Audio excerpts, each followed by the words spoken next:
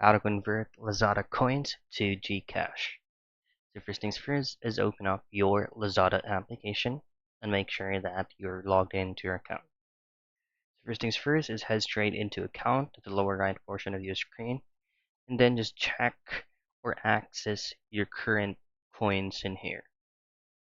So the very first thing that you want to do once you're here is to make sure that you already converted your Lazada coins into your Lazada wallet so that you can cash it out to your Gcash. Now go back and then scroll down a bit till you find My Lazada Wallet. Tap on View. In here, you'll have to activate your Lazada wallet first by using the phone number associated with your Lazada account.